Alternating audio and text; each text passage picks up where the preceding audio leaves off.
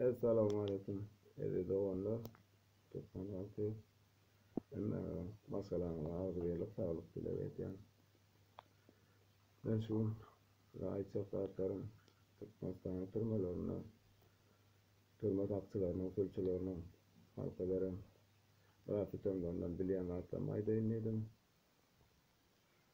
Halka yerlerden edep verilenlerini layıkta turmanın içinde ak olanlara haber verilenlerini ayıp geçeyim. Yani Türkmenistan'da eklen çağday kıyım olanlar sebepti. Olanlar bilen tegay, kıyılan bilen tegay. Biyalat, narkotik bilen. Basırmalı varlar, narkotik sevdatına koşulurlar. Başka çıkarlar yol tapman içeri, eklenin uğrun tapman. Narkotika baş koşanlar oldu. Şolardan bileyenlemden biri vardı. Ol ene Parita'nın zahirini seni sokaktan yani yerde. Oraya da bir tane ayal maskaralı. Neyse kesi kullanmayın. Böyle getir sonuçunda kaskayarlar. Tom taylarına da düşüktü de. Anlam soyardı. Kameraların içinde geçiyor. Hava yok. Dem almana. Mümkün değil. Yani iki tane kıyıdan bilmedim ya mamaları ya eneleri 70'ten geçenler bir daire de var. Onun için ne geçiyor? Dem almana mümkün yok. Hava yoktu. Böyle yankı dayıdanı iş vakitleri kuturanlardan zaten demarlar tutmak için kıyılar yankısal içindeki novatif yerantlardan aiş ediyorlardı. Yapara demir mutluğunu. Onu yankılan ediyenlerine mi? Şu yerde yakacak aiş edecek vardım. Günler oturan ayal maskeli var oldu. Zaten bu rafarat geçmeklerini ya da şundan ağrın dinlemediklerini aiş ediyen ya da dinleyicilerimden bağışlamaklarını aiş ediyen ayıp geçeyim dedim. Arada yankı yerde yankı şu yağız kıyılar çıkarıp zam fatmasıkta oluyor orada. Ona el zam fatmasık. Hatta bir neydi? Bolmor zam fatmasık onda hatta böyle anal zam fatmasık deyip çünkü ne diyeyim. O kıyıdan sesinden kameranın içinde durmak mümkün değil. Onu kıyıdan yine Mahmut olamaz tutursana. Demetse başka yerde yok. İçine şunu yüreğim var. Etse daha yok. Yani haramla ediyen vardı. Ne işler bitirdim yani karreni tasına çıkarıp sonra 2 saat 3 saat tasına dem almakla sonra may verirler. Şordan sonra yine edilen vardı. Sonra bunu oğlanlardan sonra bir dedim. Eşim gel var. Şimdi duruyan bir ferran varla adı planı dedi. Ay o haram eder dedi. Evet dedim ezeti son yani dedi. Ezeti su adam şeyle dedi. Kotoğlu zaylar var dedi. Diğerine dedi ezeti kabul ediyor oğlanlar dedi. İsten oradan söylemek dedi. Ne o kadar manasıl o yazı var dedi. Ezet şeyle oğlandan şeyle kendine. O maskaradan o adamlar böyle dövmeler derdim doğru bir düşünüyor. Şeyle haram adalar ne halka tüten veren rahatlarda. Bazen adamlar yankı yerine aydın. Aytmadan bozaklarına ediliyor. Tüten de hakiki gözüm bile görünmedim da şey. Böyle yanlar şey ediliyor. Yine var. Diğer nemem sol. Yankı neyse kesik narkaterim. Artır okulun vatanı kulluk ettiğinde oraları. Bir oldu. Onun biri. Bunu bir ağlap kurum vardı. Ulan kakaları ankalog keseli oldu. Yok besmat yağdayı var adam elbette. Kavadı gelen yerden bakışıyla alarak sıraya alıptır. Ve sağlıkında yıkan ağzın beyaz yere çıkacak. Böyle yaşlı. 6 aydır yıl vakit geçerdim. O yaşlı yok oluyor, kalkalar yok oluyor. Yankı idilmez, o yankı tirek uyda oluyor. Bulam oğlunun eline var yani.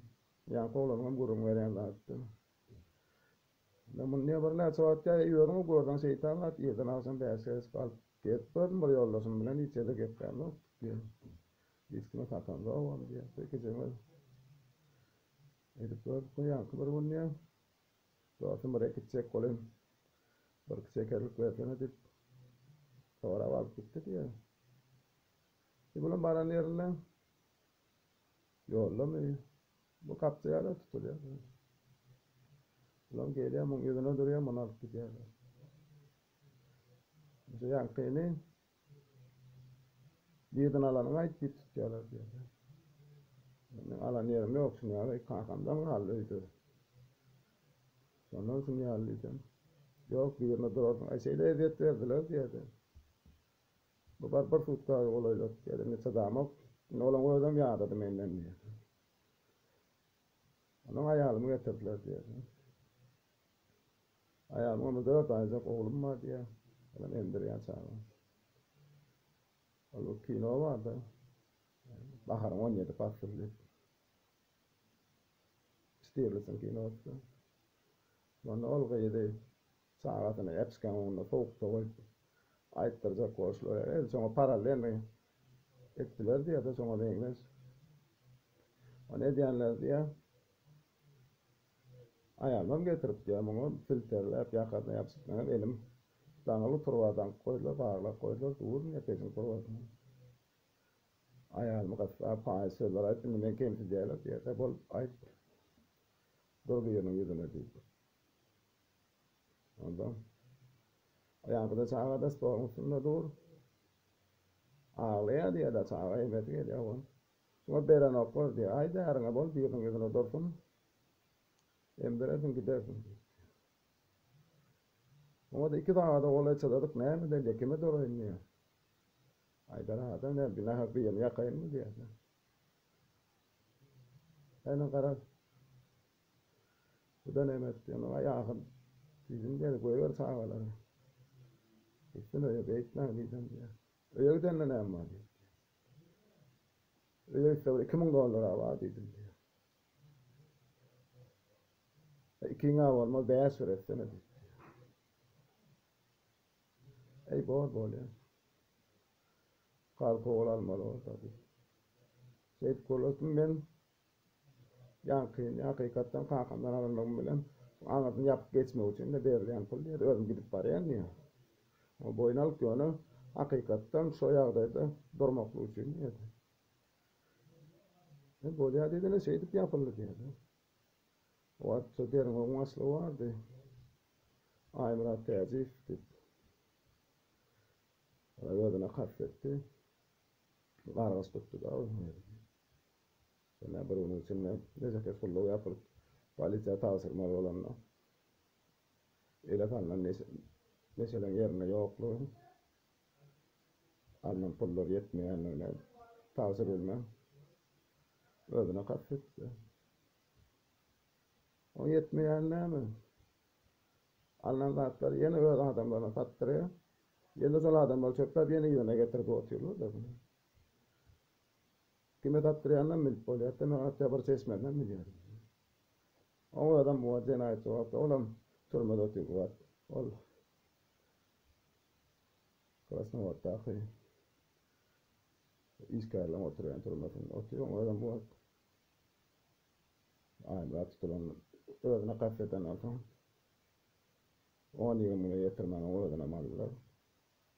Olam oturuyor. Halkın kargısı yerde koyuyorlar kulakları. Anladın mı? Hediyeler de halka tutanlar sonra lezzet alayanlar var. Yine buraya çakmadım. Soyada kulluk etken isyan olanlar. Etmen halkına da tutun. Etiriyene ölfemi tavadamadı oturacak. Sulu olanlar sulu adamlardır. Toyasını toyunu tanıtacağım sulu adamlardır. Etmem sulu adamları. Sizin ullu kanlığına. Ayçak, etçek ağacım. Öz halkyňyza sitem etmeň. Adam bir gelip dünýä geldi. Direk bäs manat pul üçin aýtdym bolu. Sitem etmeň, ala bermeň oglanlara, beýlere. Mesela Karanam näme? Eğer küçük olursa yaşap, ağır kıyınçaklar bastan geçir oturan. Halkımıza doğan var mesela, emmem ve kıyınçaklar yok geçme, Allah size kuvvet versin, gayret versin. Sağlamazda şugullanan geç gitti olsun, önümüzde kovuluklar olsun. Ağrıya kolalayım dolmuşa yetelim, emmem ve zaten Allah'a dua eten, sağ olun, sağ oturun.